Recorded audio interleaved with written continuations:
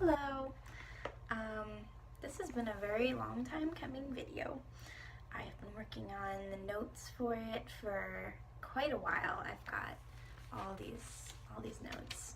Hopefully it's not going to mean that this video is crazy long, but if you can stick with me through it, I would greatly appreciate it. I think it's words that have been needed to be said,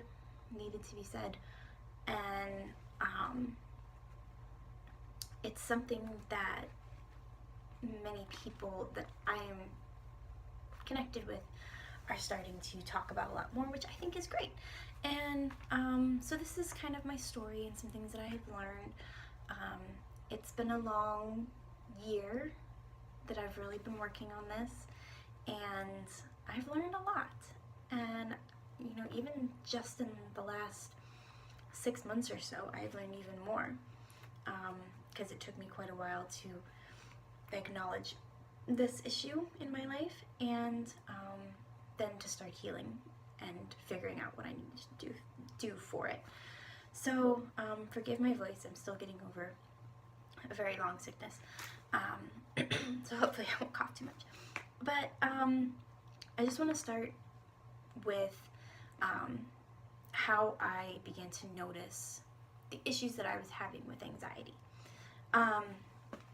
And it was pretty much okay. I had my son in February of 2016, and it was the first few weeks were okay. You know, the birth was long, and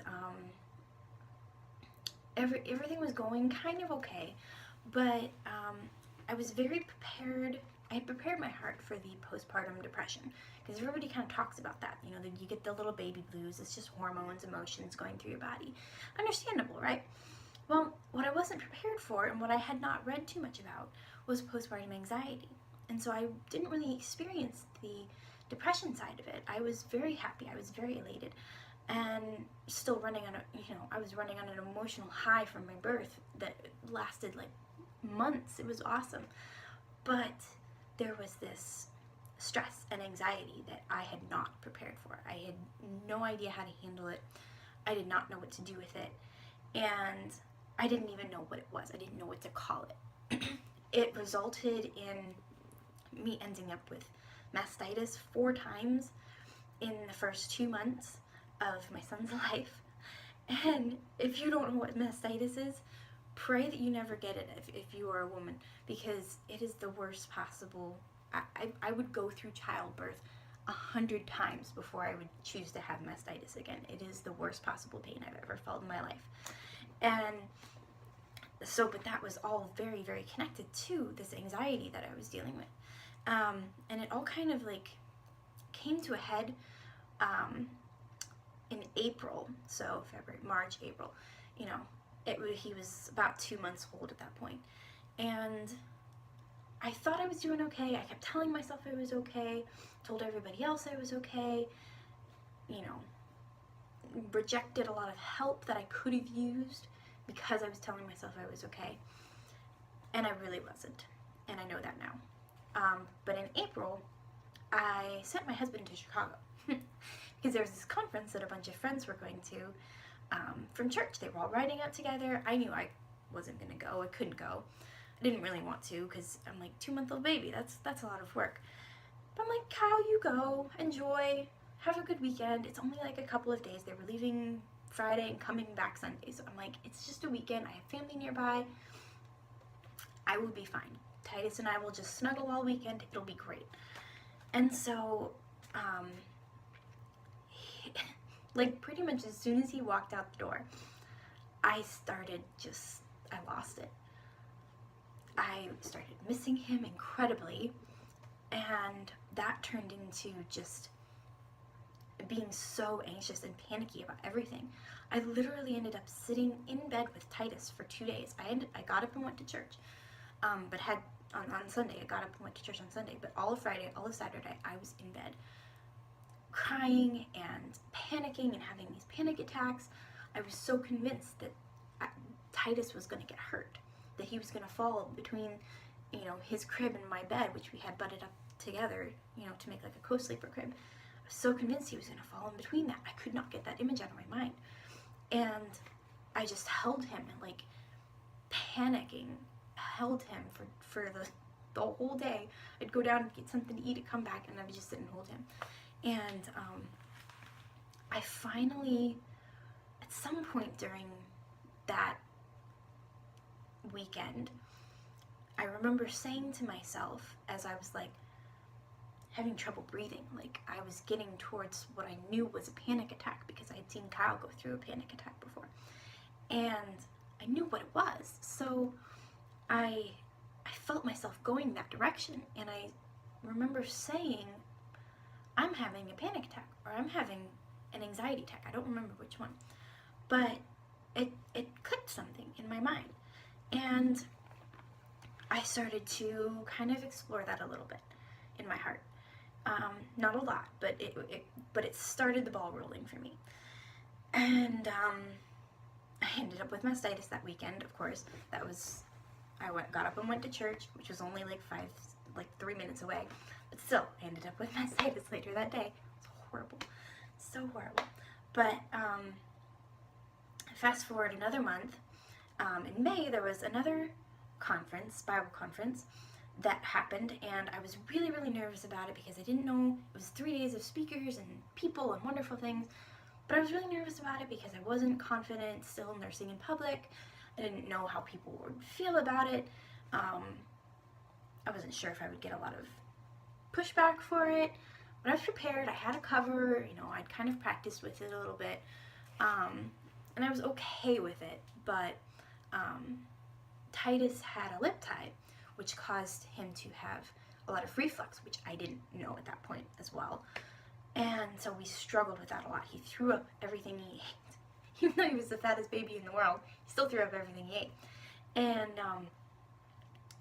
the first message at the conference, I sat in the back. I was like, okay, I'm going to do this. I'm going to nurse him, and I'm going to listen to the messages. It's fine. But I still was having a lot of anxiety about it. I knew I was worried everybody was going to be mad because they could hear him. He was nursing really loud. It was just a mess. It was just really, really stressful for me. And not only that, it was hot in the room. So baby under the cover, I'm hot. I'm drenched in sweat. Baby is drenched in sweat. He's frustrated. He's 3 months old. He's frustrated because he can't get what he needs, and he's hot and he can't breathe. So I left the room. For a while, I've kind of found a couch, I did what, I just kind of wandered around a little bit. But then I kind of parked myself right outside the doors. So there was doors, and then there's this little hallway right outside the door. And I was like, you know what? I'm sitting here.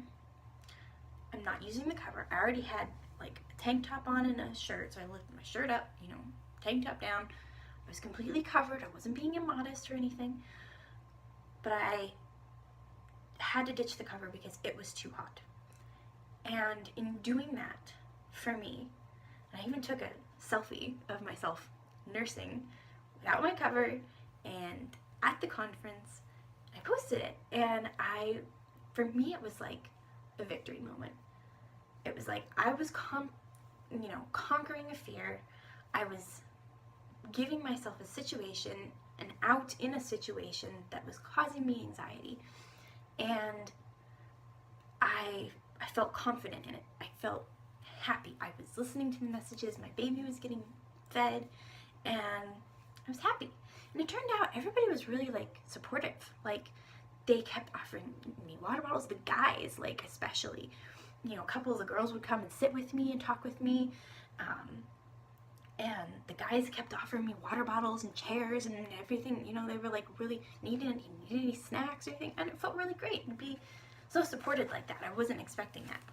So at that point, I just really began to acknowledge my anxiety, and I gave it a place in my life. Not a bigger place than it deserved, but just a place. And I acknowledged that it had a place in my life. And I realized that in doing so, I wasn't letting it control my life. I was starting to control it. I was starting to learn how to manage it and to deal with it on a daily basis. And so, oh, disclaimer, what I'm saying in this video is not meant to be like the cure-all or the key for anxiety for everybody. Everybody has a different level of it and a different way of managing it. You have to find what works for you. You have to find, you know, if this is something that works for you, great. But if it's not, then you need to move on and find something else. These are just my answers. These are what I've found. And if it encourages somebody else, then great. If it doesn't, then it's still just, it's my story. So, the 3 things that I have kind of like made as like a mantra kind of in my mind when I start to feel myself, you know, hyperventilating and getting all anxious about something, I start by acknowledging it. I say, I have anxiety over this. I am nervous. I am anxious. Okay, there it is. It's there, and I let it have its place. Second thing is I ask myself, how do I handle it? Okay, what's the process? What is the process of getting through this situation or this activity, events, social interaction, whatever it is? And then the third thing I ask is, how do I bring myself peace? If I can't get out of the situation, how do I bring myself peace in the situation? If it's something that I'm nervous about in the future, how do I prepare for a peaceful transition into it? You know, whatever it is, I need to have peace. So how do I get that? So how do I handle the anxiety, and then how do I get peace about it? Those may be more connected than I am thinking they are, but for now they're 3 separate things. So when I began recognizing my anxiety, this was very important for me. When I began recognizing this in my life, I started looking back at my whole life. And this is mostly has happened in the last few months. Suddenly I realized how much sense everything made in my life. Every decision, so many things that I said. You know, sometimes you sit and think about past conversations you had, and you're like, man, why did I say that? Or that was such a stupid thing to say. I do that all the time, like with every single conversation I ever have with someone. Or I spend so much time before I even have a conversation thinking about what I might need to say in the conversation, and then it just makes it worse. But unpleasant experiences, relationships, things that I went through that I wish I hadn't, or I'm glad I went through, but I wish I'd handled differently, or I wish other people had handled differently, all of these different things. People that I chose to associate with because of anxiety about something completely different that ended up being really negative in my life, it was because of anxiety. It was because I was so anxious. I didn't know how to acknowledge that and deal with it. I didn't know how to come up with a different way to handle things. I didn't know how to get out of awkward situations or uncomfortable situations. I didn't know how to have peace in my life because I was so wrapped with this anxiety, and I had no idea. But now I realize that, and I look back at my life, and I'm like, wow, now I can have peace about a lot of stuff because I know it was just my mind being very unpeaceful at the time. So that has really helped me to be able to look back on my life with that kind of perspective. Okay, one thing that I have, another thing I've realized is that anxiety is fear. And if you've ever experienced anxiety, you'll know what that feels like. It is, when you look at the root of it, it is a fear that grips your heart about something that is unknown or unpleasant, or something that you'd rather not experience, or anything like that. And if you look up, which I did, I looked up the definition of anxiety, and one of the synonyms for it actually is fear. So it can be used synonymously in the same kind of sentence and in the same thing. So some verses that have really been important to me in this journey have been 2 Timothy 1:7, "For God hath not given us a spirit of fear, but of power and of love and of a sound mind."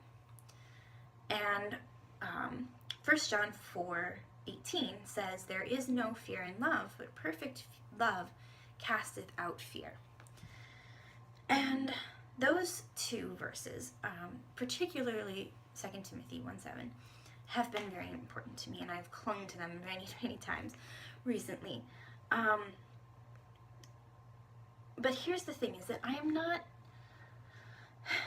going to tell you that the answer to anxiety is to pray more. Prayer, time in Scripture, is a huge comfort. It is essential in our life.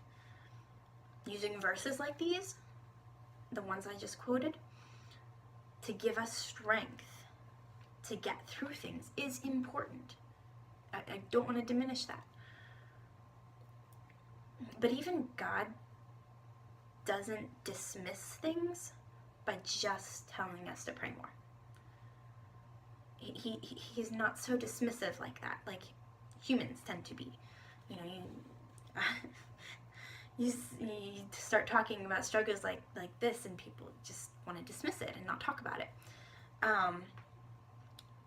But having strength to get through something doesn't mean never struggling again. It doesn't erase the possibility or the assurance that there are actually going to be struggles in your life ever again just because you're strong. God did not give us a spirit of fear, for sure. But he didn't give us a spirit of never fearing again. It's kind of part of being human. It's part of living life in a fallen world, is that we are fearful. And thank goodness we have the power to get through that. And he gave us a spirit of power. Like the verse says, he gave us a spirit of power to conquer and to get over and to manage our fears. And one thing I want to say about that as well is that, sometimes we want to focus on conquering the fear, conquering whatever it is, or conquering the struggle if it's something completely different. We want to focus on, we have to conquer this. We have to, not let it win in our life. Well, sometimes conquering isn't getting rid of whatever it is completely. It is simply getting up every single day and saying, this is not stronger than me. This is not stronger than God. I can get through this. God has given me that power to get through this, to manage it in a calm, rational manner. That is conquering. That is conquering. Getting up every day and saying that to ourselves and being able to start every day fresh and new and trusting that we are going to be able to get through the day. That is conquering. That is conquering that battle. He also gave us a spirit of love, to be kind to those, to be kind to ourselves, and to be kind to those around us struggling with fear as well. So it's very possible you probably know plenty of people that are struggling with this. And I was just having a conversation with my friend about this, I think yesterday. And, we all need each other. It's not a competition. It's not a, there's no prize for who has a harder life. There's no prize for, being the one with the most hardship. I've said it many, many times. No one has a monopoly on hardship. Everybody has different versions of hard. And so telling someone that they have no right to complain or struggle because somebody else has got it harder, or, comparing your struggle to somebody else's and being like, well, I don't have any right to complain because somebody else has got it harder. It doesn't matter. It's not a competition. We have to start supporting each other and loving each other through whatever these struggles are. we need to be here for each other.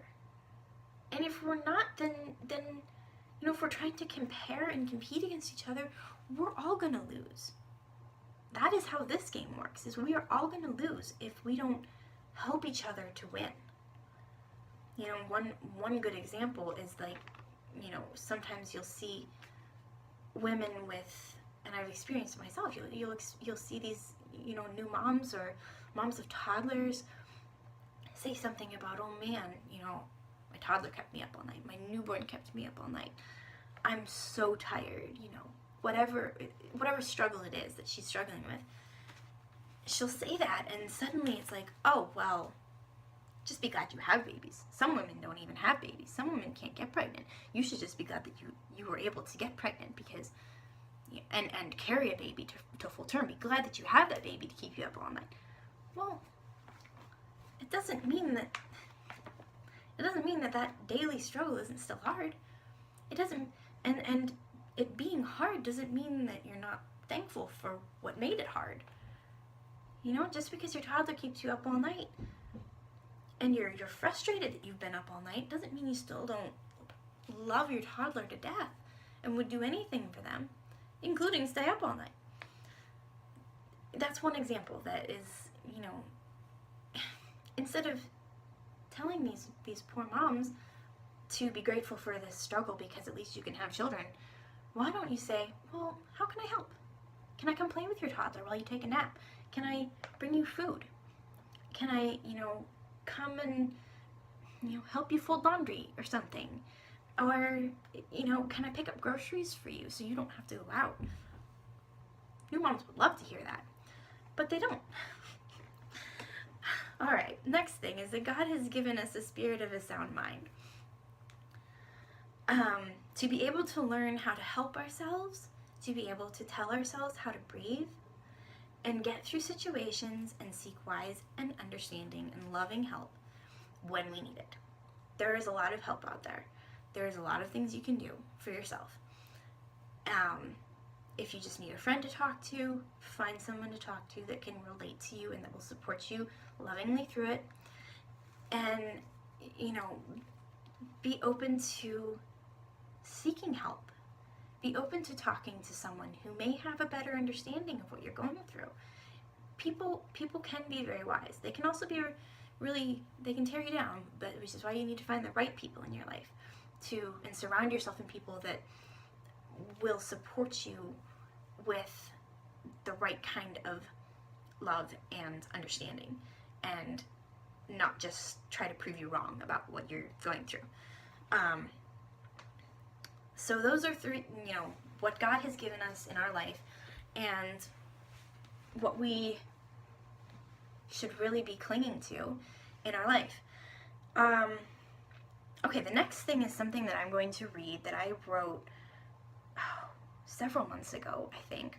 Something that really helped me connect to when I connected my anxiety with Titus's, actually. I mean, he's only 18 months old, but there are things in him that I have noticed, and that in understanding myself, I've been able to understand him better. So I'm going to read to you just something that I wrote in my notebook. My understanding and acknowledgement of my own anxiety is helping me understand my son's cautious and sensitive spirit. Knowing how I react and relate to situations allows me to recognize the things that clearly make him nervous or anxious.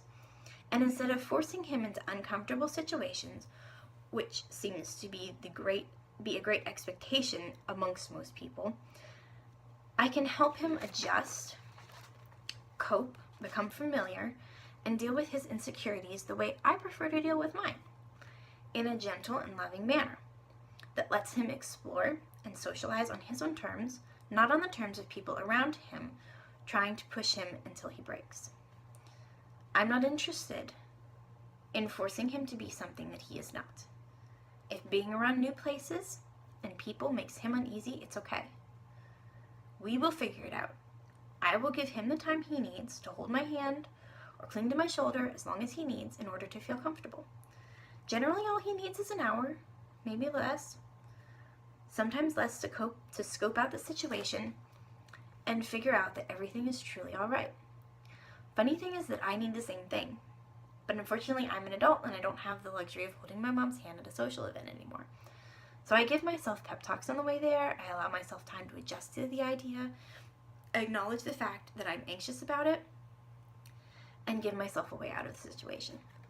So that has really helped me to understand Titus and just how cautious he is. You know, he'll stand and just stare at someone for the longest time. But if you have the chance to, you know, spend even 15 minutes playing with him or, you know, interacting with him, trying to, you know, instead of just forcing him into being okay with something, he transitions easier, and it's peaceful and it's okay. And so understanding my anxiety has helped me learn how to help him and treat him in the way that I would prefer to be treated at social events and new places and new situations. So I thought that was really helpful for me as a parent to understand that about myself, and so that I could understand that about him. I read recently somewhere that if you want to see people squirm, mention the word anxiety or depression in a group of Christians. It's really true, unfortunately. It's really sadly true. Nobody wants to talk about it. Nobody in the Christian community wants to talk about this. And everybody seems to just want to ignore it and say that if you're struggling with a mental or emotional battle, it's just because you aren't praying enough, or you aren't in your Bible enough, you're not a strong enough Christian. If you were a strong enough Christian, you wouldn't have these problems. And I think that's such a horrible thing, that we even have this idea in our community. Sorry for drinking water. I'm trying so hard not to cough right now. But here's the thing, is that it's just not true. Even, this is really important, okay? Even the strongest struggle. Let me say that again. Even the strongest struggle. Okay? We're going to look at Paul right now in the Bible. You would think that he was a pretty strong Christian, right? Okay? So we're going to read 2 Corinthians 12:7. No, we're going to read 2 Corinthians 12:7. Which says, "And lest I should be exalted above measure, through the abundance of the revelations, there was given to me a thorn in the flesh, the messenger of Satan to buffet me, lest I should be exalted above measure." So he was given a struggle, something that, you know, it is referred to as a thorn in the flesh. And I like to, some people have debated whether it was like an actual thorn in his hand or something, or whether it was some other thing that in his life that was unpleasant. I like to just think of it as literally a thorn in his flesh. It makes the whole analogy like so much better. So let's say he literally has a thorn stuck in his hand. That's unpleasant, right? But compare that to 2 Corinthians 11:23-27. And I'm just going to read the whole thing because it's incredible. Paul says, "Are they ministers of Christ? I speak as a fool. I am more. In labors more abundant, in stripes above measure, in prisons more frequent, in deaths oft. Of the Jews 5 times I received 40 stripes, saved 1. Thrice I was beaten with rods. Once I was stoned. Thrice I was shipwrecked. A night and a day I have been in the deep, in journeyings often, in perils in waters, in perils of robbers, in perils by my own countrymen, in perils by the heathen, in perils in the city, in perils in the wilderness, in perils in the sea, in perils amongst false brethren, in weariness and painfulness, in watchings often, in hunger and thirst, in fastings often, in cold and nakedness." He'd gone through all of that and more. He had been through everything that a person, we can't even imagine the kind of suffering that he'd been through. And then, so you get this image in your mind of Paul being this weathered, beaten, kind of like, I think of like the Gladiator movie. Like, he'd been through all this stuff and he came out stronger because of it, you know, and he was, you know, he had lived and seen everything. And so you would think that he was like the world's strongest Christian, you know? But then you go back to, you go through the next chapter, and he says in chapter 12, verse 8, "For this thing," the thorn in his flesh, "for this thing I besought the Lord thrice, that it might depart from me." He begs God 3 times to get rid of this little thing. You would think that it would be nothing. The Christian community today would be like, dude, why are you worried about this little thing? You have been through shipwrecks and nakedness and coldness and beatings and whippings and all this crazy stuff. And you're complaining about this little thorn in your flesh? And so it just goes to show you that even someone as strong as Paul, even someone who'd been through as much as he did, still struggled with something really insignificant, or what should be insignificant. And God tells him, you know, "My grace is sufficient for thee. My strength is made perfect in weakness." And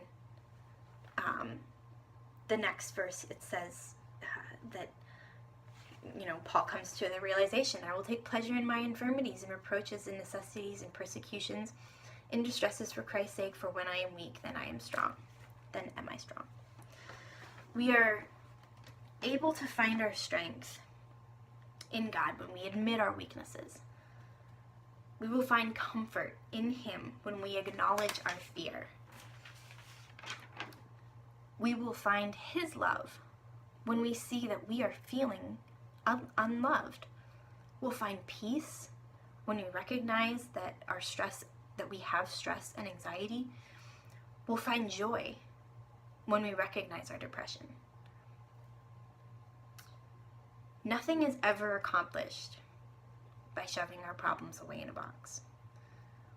Not putting a label on something doesn't make it any less real. Not talking about a problem doesn't make the problem go away.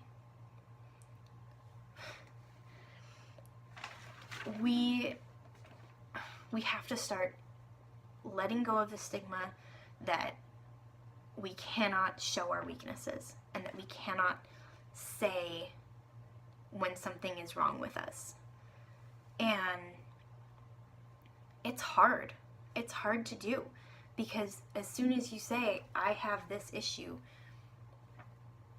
you're going to get judged. You are going to get looked at like somehow you are less, or somehow you are not as strong, or you are not as good, or whatever it is.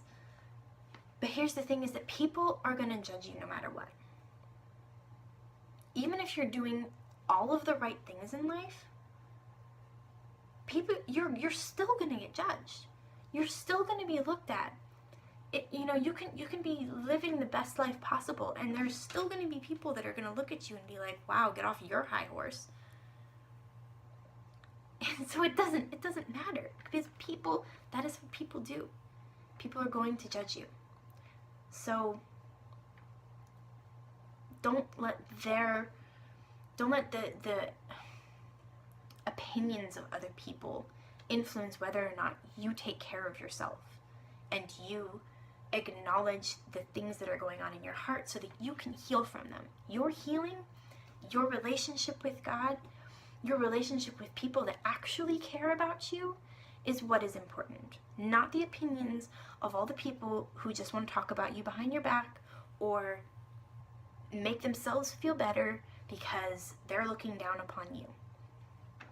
That is not what is important. What is important is that you live your life through God, with God, in God, and do the best that you can do right now. It is hard not to worry about what other people think.